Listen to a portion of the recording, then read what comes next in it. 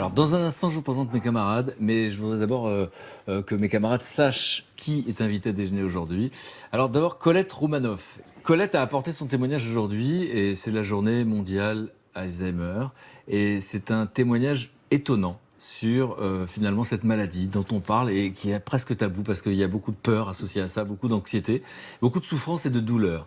Et Colette publie un livre qui cette fois sort en poche, s'appelle « Le bonheur plus fort que l'oubli ». C'est 10 ans d'une vie. Vous avez accompagné Daniel dans cette maladie et vous êtes aujourd'hui décidé à bousculer les idées reçues. Et alors, ce témoignage formidable a été corroboré par les filles. Alors, vous connaissez Anne Romanoff, et bien voici les deux sœurs. Valérie Romanoff, Valérie est ici, et Catherine. Et le fils de Catherine, le petit-fils, qui a fait Sciences Po comme sa grand-mère. Et donc, Grégoire nous a raconté effectivement comment lui a vécu avec ce grand-père, qui ne le reconnaissait pas tout le temps et qui trouvait qu'il avait un visage de mec qui ne travaillait pas. Bon, depuis, il s'est rattrapé et il a bossé. Donc, voilà mes invités. Maintenant, je vous présente qui est avec nous aujourd'hui. Alors, Brigitte, Brigitte, ça fait 16 ans et demi qu'elle est à mes côtés. On travaille ensemble. À chaque fois qu'elle aime bien, parce que quand je dis 15 ans, elle fait 16 ans et demi. Comme... Donc, 15 ans. Et c'est vrai qu'à chaque fois que je vous ai présenté quelqu'un à la télévision, elle l'avait rencontré avant moi, elle l'avait finalement interviewé avant moi. Et chaque fois, elle me disait, tu vas voir, tu vas l'adorer. Et elle se trompait jamais.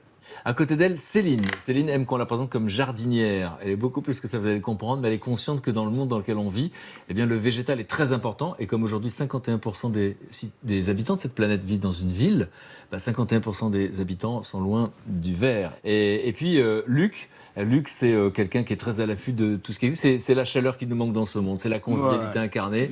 Et donc, de quoi on va parler aujourd'hui, Luc ? Alors aujourd'hui, c'est vrai que c'est la journée mondiale Alzheimer, mais c'est aussi la journée nationale de la qualité de l'air. Alors la qualité de l'air, ça ressemble à un problème politique, ou géopolitique ou économique Non, pas du tout. La qualité de l'air, ça nous concerne tous, mais vraiment tous, à la ville comme à la campagne. D'accord ? Aujourd'hui, en France, l'air que nous respirons est responsable de 48 000 décès prématurés tous les ans. Pour vous donner un chiffre plus clair tous les jours, c'est 130 morts par jour dues à la pollution en France. Donc par rapport à d'autres causes de mortalité ? C'est la 3e cause de mortalité en France après le tabac et l'alcool. Donc c'est sérieux. Attends, parce que le tabac, on peut ne pas fumer, l'alcool, on peut ne pas boire d'alcool, mais respirer, on ne peut pas ne pas respirer. Voilà, c'est exactement ça. Donc c'est un problème important. Et donc on va parler de ça et des solutions qui existent. Alors il y a des solutions qui existent, bien sûr. Pour qu'on comprenne, en fait, tous les jours, quand nous on boit en moyenne 2 litres d'eau par jour, eh bien on respire 15 000 litres d'air par jour. 2 litres d'eau, 15 000 litres d'air. D'accord. Donc on ne peut pas y échapper. Ah, on ne peut pas y échapper, on est obligé. Alors dans cet air, il y a de l'oxygène, du nitrogène et des particules un petit peu polluantes et qui vont nous faire du mal. Ça provoque des maladies cardiovasculaires, ça provoque des cancers, ça provoque des allergies. Vous avez plombé l'ambiance, c'est bon.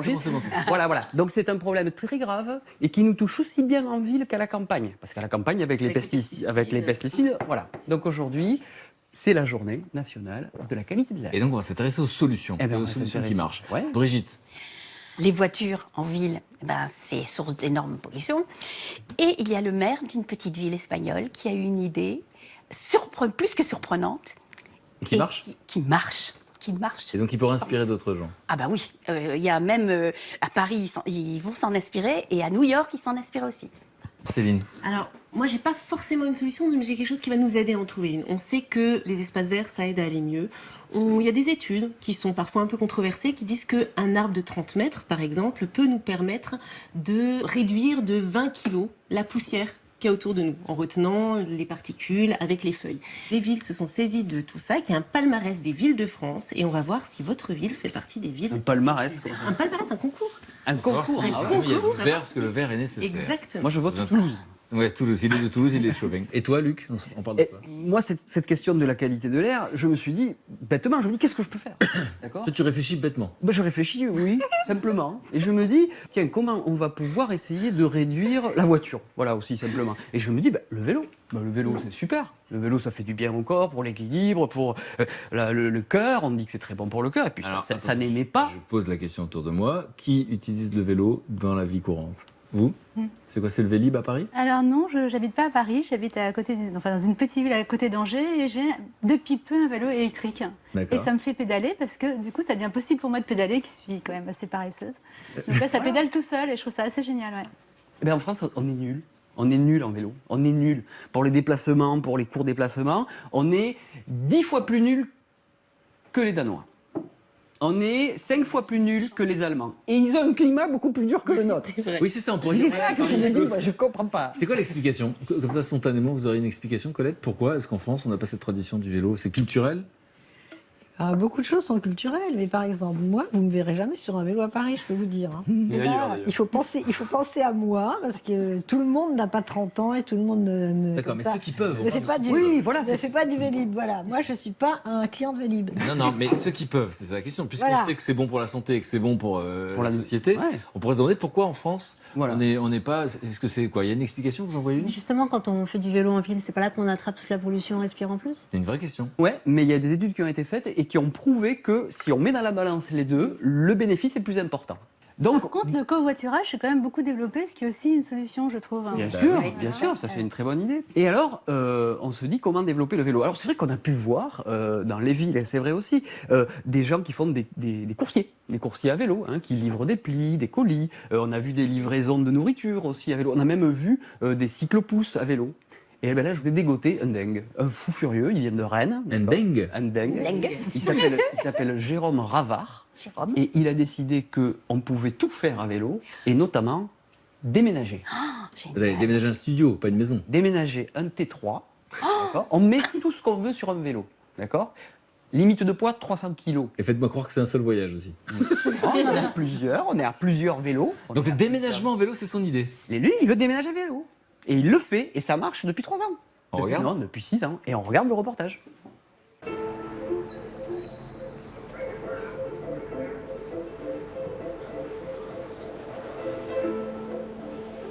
Compte tenu des problématiques qu'il y a en ville de pollution, de place, voilà, si tout le monde a 2 ou 3 voitures dans un centre-ville qu'on densifie de plus en plus, c'est pas possible.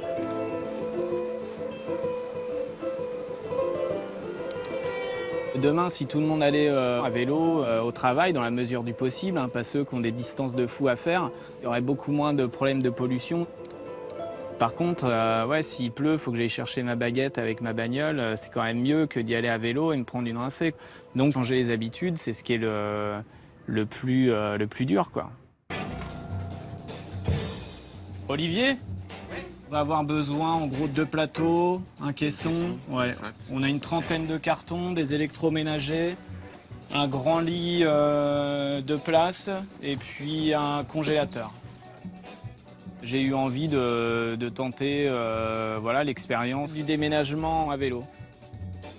L'idée est née au Québec, où j'ai rencontré une société qui développait ça depuis 2 ans. Et là, voilà, moi j'ai adoré le concept. Sur un vélo, on peut mettre sur une remorque adaptée, on peut mettre jusqu'à 300 kg. Pour la sécurité. C'est important.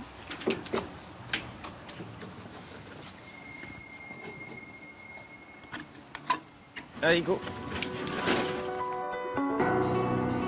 On va prendre à droite. Ce qui me plaît le plus dans ce métier-là, c'est qu'on s'ennuie jamais. Enfin, les déménagements, c'est jamais la même chose. Il y a des moments plus durs, plus fatigants, notamment l'hiver. On part, il fait nuit, des fois il pleut, il y a du vent, enfin voilà. Mais voilà, on se dit qu'on va quand même dans la bonne direction. Et puis, de toute façon, on est surmotivé, donc on continue comme ça, quoi. Bonjour. Bonjour, Jérôme, enchanté. Enchanté, Romain. Bonjour. Olivier. Romain. Bonjour. Bonjour. Léa. Je sais pas s'il y a la place sur vos remorques. Bah on verra. Ouais. Tu me montres ce qu'il y a à prendre du coup. Ouais. Du coup, il y a ces cartons, surtout cette pièce-là. Ouais, Ça, cette les cartons pièce-là. principaux. Des fois, je pense qu'ils ont un peu d'appréhension aussi, mais ils le disent pas, parce que c'est toujours impressionnant de... En fait, dans un camion, les choses sont empilées, mais on les voit pas. Sur un vélo, c'est empilé et c'est à l'air libre. On va laisser passer le monsieur. Bah, de rien. Reviens. Bah, tu peux pousser, hein. Tu peux en passer un pied.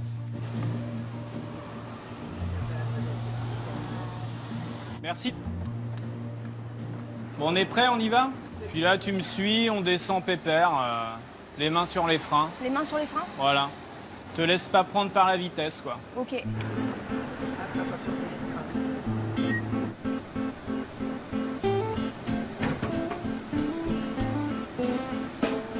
Les gens, nous, quand ils nous voient passer dans la rue, là, ils se disent ils sont un peu fous. Voilà, il y en a qui se posent des questions. Hein.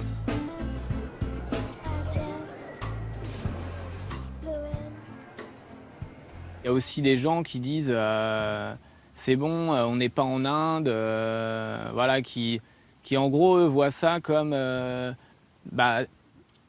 quelque chose de rétrograde, alors qu'en fait, non, pour nous, c'est plutôt un pas vers l'avant.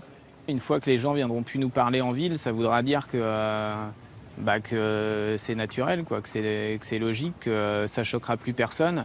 Là, on aura un peu fini notre mission, entre guillemets, quoi. Voilà, là, on se met tous en file indienne.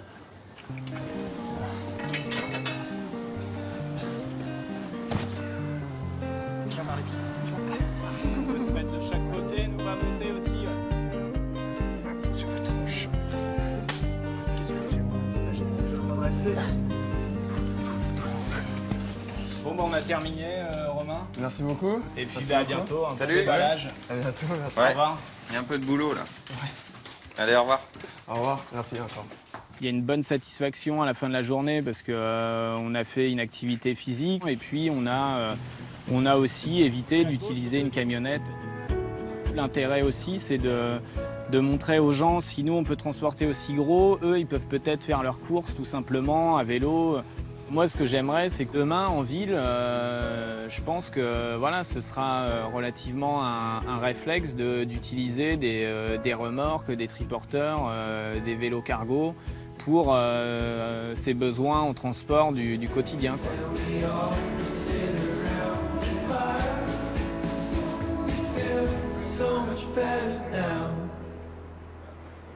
Alors, incroyable au sens étymologique, parce que si je n'avais pas vu les images, je ne vous aurais pas cru. Réaction. Eh bien, moi, je me rends compte, grâce à ce que vous venez de raconter, que j'ai contribué à réduire la pollution à Paris, parce que, comme mon mari ne pouvait ni conduire, ni prendre les transports en commun, on a privilégié la vie dans le quartier. Donc, tout ce qu'on pouvait aller à pied, on le faisait. Et si on ne pouvait pas aller à pied, on trouvait une autre solution on peut aller à pied. Donc, C'est une manière de contribuer. Et ben voilà, on vit dans son quartier. Donc La proximité. La proximité, il y a plein de trucs dans le quartier. Bien On ne faisait pas attention, on croyait qu'il fallait aller, je ne sais pas où. Voilà. Ben non, on peut vraiment de réfléchir à la question. On croit qu'on ne peut rien faire pour améliorer le sujet et en fait, on peut tous le faire. Voilà. Valérie, réaction au sujet. Ça donne envie. Ça donne envie. Bien. Ça donne envie de se mettre à faire du vélo. Ils ont l'air trop bien, quoi. C'est ça qui est fou, parce qu'évidemment, au départ, on se dit c'est anecdotique. Après tout, le déménagement, c'est une fois dans une vie, c'est pas là où je vais le plus polluer la terre. Mais en fait, je me rends bien compte que c'est un acte militant extraordinaire. C'est-à-dire que s'il dit, si nous, on peut faire un déménagement en vélo, demandez-vous si vous ne pouvez pas les chercher pas en vélo. C'est ça qu'il nous dit, par l'exemple. Oui, en fait, c'est l'idée du vélo cargo. Moi, je ne connaissais pas du tout ce concept, en fait. Quand vous avez annoncé qu'il allait transporter un lit de place sur un vélo, voilà. Le canapé, la machine à laver. On a pu voir. Je trouve ça génial. Donc ça donne le sourire. Ça donne envie, à mon avis. Et puis surtout, plutôt que de faire des discours, ce sont les actes. Exactement. C'est-à-dire qu'en les voyant passer, il faut réfléchir. C'est ça, j'imagine. Parce que, attention, 70 déménagements par an pour l'instant, quand même, il faut les faire. C'est ouais. Ouais, 70 des déménagements. mollets d'enfer. C'est écologique, mais c'est économique. Justement, parce c'est que, ça. C'est voilà. ce que j'allais Oui, dire, oui. Un déménagement classique comme celui-ci coûterait pour à peu près 10-15 mètres cubes dans les 1000-1200 euros. Là, avec eux, on est à 600-700 euros. Pas mal, quand même. Génial. Donc ça a l'air anecdotique, mais ça ouvre l'esprit. Et bien sûr. Parce qu'en fait, on est un peu sclérosé dans des habitudes et des comportements. Ils ont commencé à Rennes, mais ils sont aussi à Rouen et à Grenoble. Donc ça, c'est effectivement quelque chose qui ouvre l'esprit, c'est un symbole. Et puis, effectivement, c'est la pollution, la qualité de l'air, vous en avez parlé, c'est les voitures. Il paraît qu'il y a des villes dans le monde, il paraît, je l'ai vérifié, où il y a tellement de voitures qu'en fait, il n'y a pas assez de routes. Elles sont quasiment à l'arrêt, déjà à l'arrêt, elles prennent toute la place. Donc, comment régler ce problème? On a l'impression que c'est un solution. Toutes les grandes villes du monde cherchent des solutions. Et là, vous nous avez dit tout à l'heure, il y a le maire d'une petite ville de combien? De 83 000 habitants, en Espagne, il s'appelle Pontevedra.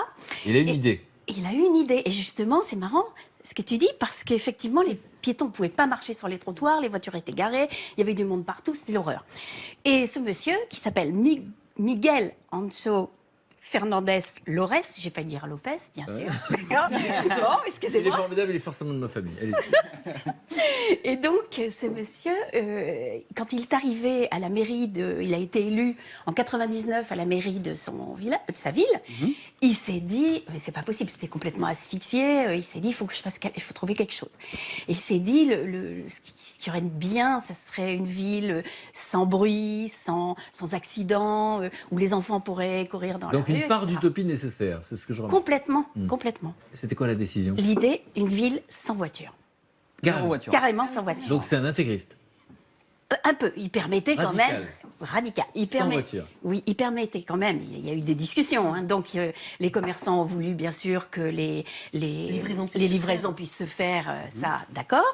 Et puis les personnes qui étaient dans le centre-ville, ils avaient le droit quand même. Ils ont le droit de sortir. Oui, pour les riverains, je sais pas. Pour les riverains, il faut qu'ils ont le droit de prendre leur voiture pour sortir et pour rentrer. C'est tout. Ah, c'est tout. Ils peuvent. C'est tout. Et du coup, on se déplace comment dans la ville? À pied.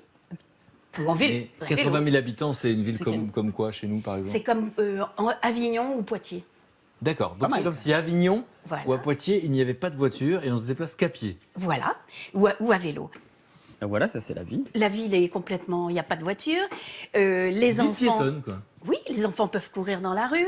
Les landaux sont au milieu de la chaussée. Et là, alors ça c'est amusant, c'est la voiture de la police. Alors cette voiture, elle a un petit truc en haut, là, un petit compteur.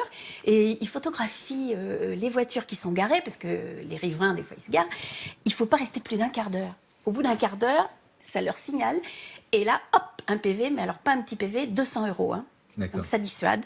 Alors, pour se garer, ils ont construit un énorme parking de plus de 4000 places, à 10 minutes simplement du centre-ville. Ils ont eu l'idée de faire une application pour smartphone, pour expliquer, pour montrer les chemins aux personnes. Et avec leur smartphone, ils peuvent se déplacer et ils voient le temps de leur trajet. Colette. Ah, et bien moi j'étais il y a des années dans une île grecque qui s'appelle Spetsaï, sans voiture.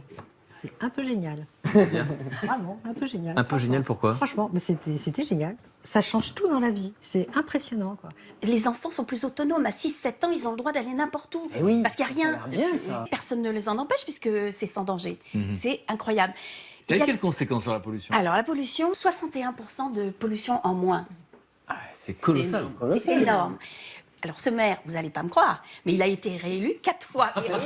Pardon. Donc, ça veut dire que les habitants sont contents. Les gens sont ravis. Et en plus, ce qu'il y a d'amusant, c'est que même les commerçants qui avaient peur que, du coup, les gens aillent acheter Oui, alors moi, je ailleurs. peux témoigner quand même dans l'autre sens, parce que j'habite à Angers. Oui. Donc, à Angers, depuis peu, il y a Très jolie ville, je ne connaissais pas. Voilà, il y a un tramway. Mais enfin, donc, le centre-ville donc, est beaucoup moins accessible aux voitures, puisque maintenant, il y a un tramway qui est censé justement générer... le trafic des piétons avec... En fait, on a quand même des gens qui sont quand même amoureux des voitures et donc les commerces du centre-ville sont quand même assez désertés puisque les gens préfèrent aller dans les grandes surfaces autour. Ils vont pouvoir se garer juste à côté des magasins.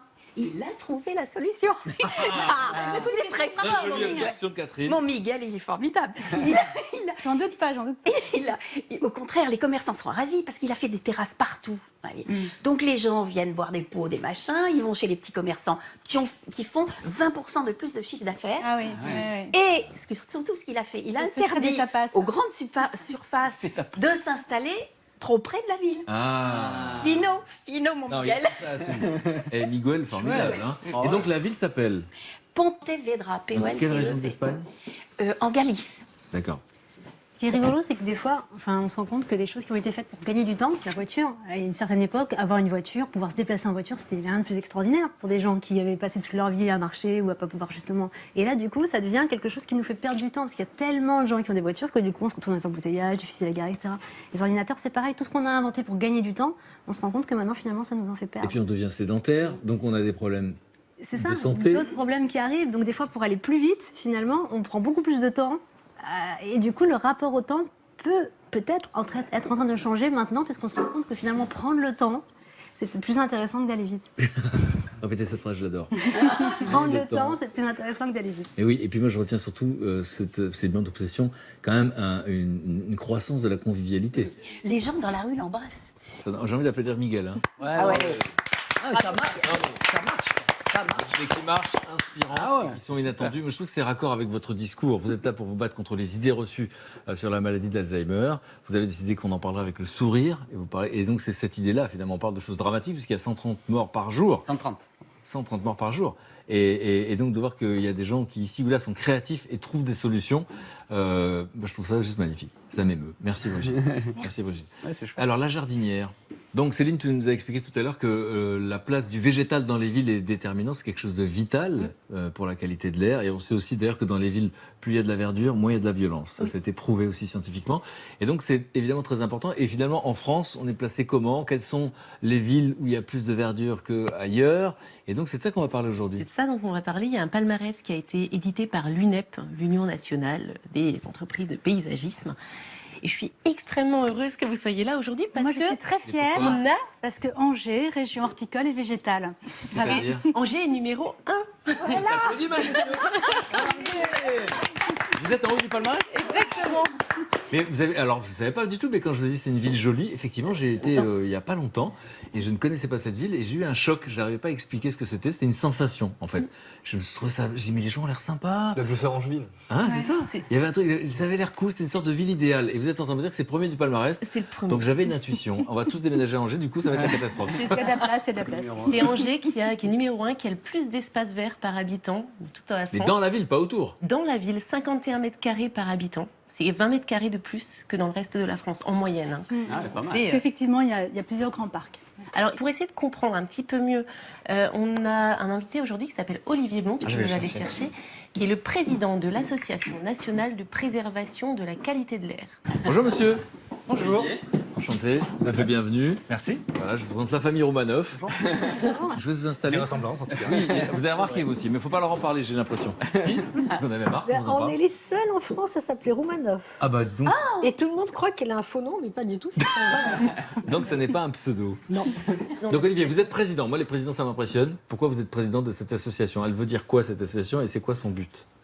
D'abord, peut-être comment est-ce qu'elle a été créée. Respire, c'est une bande de copains en colère parce qu'on était à vélo et on en avait marre de respirer la merde qui sortait des voitures devant nous. J'aime Donc comme c'est vous ça parlez, le continuez. point de départ. Après, ce dont on s'est aperçu, c'est de l'impact énorme de la pollution de l'air sur la population française. On est en fait très nombreux à subir cette pollution. Et on a voulu rendre visible ce problème. Parce que, donc, il y a 48 000 morts, mais il n'y a pas que ça. Il y a tous les asthmatiques, il y a toutes les personnes qui, comme moi, ont des problèmes dans le nez, dans les voies respiratoires supérieures, etc. On est très nombreux. Voilà. Alors, notre association, une des choses qu'elle fait, c'est qu'elle donne la parole à ces victimes. Alors, le mot est assez horrible, mais en tout cas, c'est des gens qui souffrent dans leur corps, dans leur chair, de cette pollution qui est invisible, par ailleurs. La pollution, elle est invisible, mais les personnes, elles sont en chair et en os. Et alors, on a des témoignages horribles, des jeunes mamans qui passent les nuits à l'hôpital aux urgences parce que le petit bébé n'arrive pas à respirer. Des gens qui sont diagnostiqués de cancer, ils n'ont jamais fumé, ils étaient en parfaite santé, ils arrivent à Pompidou, on leur dit « Ah, là, ça ressemble à quelque chose qui est lié à la pollution de l'air ». C'est un problème tellement colossal et planétaire qu'on se dit moi je suis un individu sur 7 milliards, je vais pas changer les choses. A priori, c'est ça le réflexe. Mais ça génère de la colère parce que justement, ce qui est paradoxal, c'est que finalement tout le monde est au courant.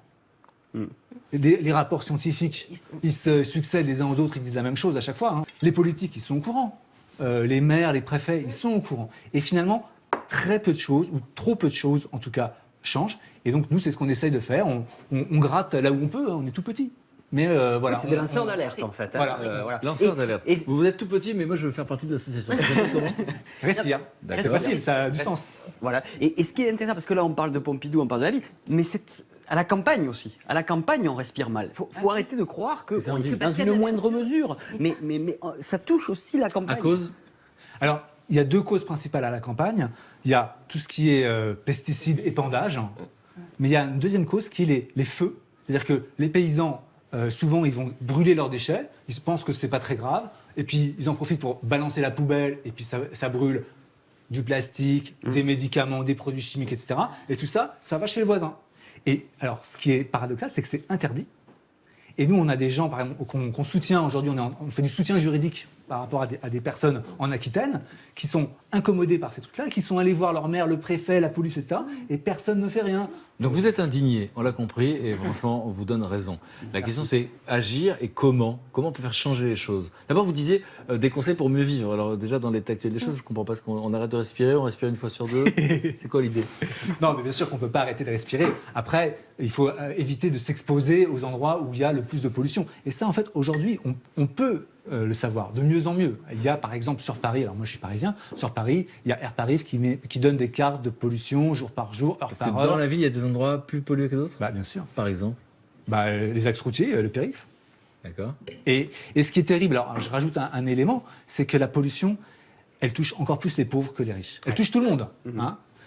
Mais quand on est pauvre, eh ben, on habite dans les endroits qui sont un peu moins bien, et donc en général, sur le bord de l'autoroute ou de la nationale, sur le bord du périph', dans les zones un petit peu déshéritées, et c'est là où on est le plus victime de la pollution.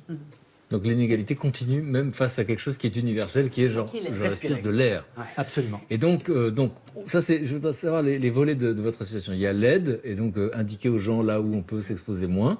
Ensuite, il y a quoi? Il y a un acte militant, encore une fois, et donc auprès de qui? Les responsables, on pense toujours que ce sont les politiques. Donc pour vous, ce sont les responsables. Au-delà des est-ce qu'ils sont déjà sensibles à la question? Ce sont les industriels, c'est quoi? C'est la législation? Nous, on n'est pas à dire qu'il y a des méchants et des gentils. Parce que ce qui est étonnant avec la pollution de l'air, c'est que ceux qui polluent... aussi respirent. Exactement. Voilà. Ceux qui polluent sont aussi ceux qui sont pollués. Les automobilistes, on en a parlé. Comme s'il y avait les méchants automobilistes. Mais non, mais c'est complètement con. C'est pas ça. Eux aussi, ils sont victimes. Et aujourd'hui, la voiture telle qu'on la voit, donc la grosse machine de 1 tonne qui est polluante et dans laquelle on est tout seul, c'est ringard, ça appartient déjà au passé, mais on ne le sait même pas. Parce qu'aujourd'hui, il y a des nouvelles voitures, les voitures électriques. Les voitures de demain, elles seront encore plus performantes, elles ne pollueront plus. Il y a tous les nouveaux modes de transport. Le covoiturage, il y a 10 ans, c'était un truc pour Babacool. Aujourd'hui, il y a plein de gens qui le font. Blablacar, c'est un succès industriel, etc. Et ça, c'est encore que pour des trajets à longue distance. Bientôt, on espère qu'il y aura du covoiturage domicile-travail. Donc vous, le combat là, c'est quoi que vous menez? Ce que j'ai envie de dire, c'est qu'il n'y a pas une seule solution. Et si on cherche une seule solution, on ne la trouvera pas. Par contre, il y a une infinité de solutions. Parce que la pollution, en fait, c'est notre vie quotidienne. Ça peut être effectivement prendre la voiture, mais ça peut être faire de la cuisine, ça peut être faire du bricolage avec des produits chimiques, etc., etc. Et en fait, dans chaque instant de notre vie quotidienne, on peut trouver des petites choses qui vont faire la différence. Alors, ce ne sera pas une grosse différence. Mais toutes ces petites différences, les unes avec les autres, eh ben, ensemble, elles nous permettent de vivre une vie plus belle. Ensemble, on vivra une vie plus belle. Ce serait peut-être le mot de la fin, ça, non? Ça vous plaît, ça? Tout à fait. C'est pour vous. Merci d'être venu. Vous applaudissez, vous avez l'énergie. Merci beaucoup. Donc, Respire, c'est l'association. Et donc, plus vous êtes nombreux, plus vous serez ensemble et plus vous serez entendus, j'imagine. Dans les petites choses pour vivre mieux, les villes essayent d'innover. Et le palmarès... Donc, il y a la créativité au pouvoir. Exactement. C'est vraiment comment montrer comment des maires, à petite échelle, essayent de changer les choses. À Angers, par exemple... Donc, indépendamment des nombres de mètres carrés par habitant, il y a par exemple des vaches Highland Cattle. Donc, est-ce que vous les avez vues, ces petites vaches marron avec des grandes cornes qui sont... Non. Alors c'est des vaches, il y en a 5 en tout, elles ont fait des bébés d'ailleurs, elles en ont fait 3 ou 4 l'an passé, qui font de l'éco-pâturage. C'est une ville qui est pionnière en éco-pâturage, il y a aussi des baudets... C'est-à-dire qu'elle remplace quoi? Elle remplace les tondeuses? La tondeuse dans tous les parcs et dans tous les jardins. C'est belle en plus. C'est quand même beaucoup plus sympa d'avoir une vache qui tond. C'est aussi une ville qui a un objectif de 0 pesticides, 0 phyto. Donc ils traitent et ils apprennent, il y a d'ailleurs sur le site internet de la ville d'Angers, on peut y aller et au lieu d'utiliser des pesticides dans son jardin ou sur son balcon, on va sur le site et on regarde les moyens de désherber son allée. C'est génial, parce que tout le monde a envie de le faire mais personne ne sait comment. C'est ça. Et là, ils ont mis ces outils-là en place. Donc Angers, première ville de France, on verra si ça reste. Alors, le Pays de la Loire... C'est une coïncidence incroyable que vous soyez là. Hein. Tenez-vous la tête haute, la tête droite, vous incarnez la ville la première de France. Et là où moi je suis sidérée, c'est que les Pays de la Loire ont une palme spéciale. Je ne sais pas ce qui se passe dans les Pays de la Loire parce que Nantes, c'est la 2e ville. Okay. Donc Toulouse est complètement absent du... Je suis désolée. Et moi, Strasbourg, 10e ville. Hein. Donc l'Alsace... Et Montpellier, Montpellier, je regarde mes petites notes. Non, Montpellier aussi. Et Bordeaux Bordeaux, c'est pareil. On n'est pas dedans? Et Paris, pas dedans. Et Paris? Paris non plus. Pas dans les 10 premières. D'accord. C'est quoi les 10 premières? Les 10 premières. Angers, Nantes, Limoges, Lyon, Metz, Brest. Après, on a Reims, Nancy et Strasbourg. Donc des grandes villes aussi quand même. Hein. Ah oui, parce que Lyon est en quoi, 3e, 4e position Lyon est en 4e position. Mais est-ce que c'est une coïncidence ou est-ce qu'il y a eu des actions pour obtenir ça? Alors, il y a eu des actions. Par exemple, Nantes a fait une politique de biodiversité extrêmement forte. On est sur un espace qui fait quand même plus de 12 hectares, qui s'appelle la Petite Amazonie. On peut voir... La Petite Amazonie? Petite Amazonie. C'est en dehors de la ville, j'imagine. Non, c'est dans la ville, c'est entre les HLM de la cité, de Malakoff, du quartier Malakoff et la gare SNCF. C'est un quartier qui a été bombardé. C'est entre les voies ferrées, ça a été bombardé pendant la Seconde Guerre mondiale. Les trous des obus ont fait des marécages, la nature a pris ses droits. L'autoroute a essayé de s'implanter là, ça n'a jamais marché. Et depuis, il y a 63 espèces d'oiseaux nicheurs, il y a des renards, il y a des couleuvres, il y a des lapins de Garenne. J'adore les réactions de Brigitte en silence. C'est l'effet lapin de Garenne. C'est ça. C'est fabuleux. Il y a des papas et des mamans qui disent qu'il y a des crocodiles en plus, pour que les enfants n'aient pas trop de... Je vais vivre à mi-temps à Nantes et à Angers. Voilà. Je voudrais un commentaire de Colette qui est avec nous depuis 1h30. Qu'est-ce que ça vous fait d'entendre ce genre de choses? Eh bien, ça me fait très plaisir parce que je suis très contente qu'il y ait autant de gens qui fassent des choses qui sont bonnes pour eux et bonnes pour les autres. Effectivement, comme vous, hein, comme vous. Je rappelle que le bonheur plus fort que l'oubli, ça c'est de la transmission. Comment bien vivre avec Alzheimer. Je vous conseille vraiment ce livre, Colette Romanoff. Et donc, il n'y en a qu'une en France, maintenant on le sait, c'est une famille, c'est la même. Et alors, ce qui est extraordinaire, c'est que toute la famille a sorti un ouvrage cette année. Donc, Valérie, je ne me trompe pas de prénom, Valérie. C'est moi. Valérie, ça s'appelle Le marchand de sable va passer, des histoires qui favorisent l'endormissement.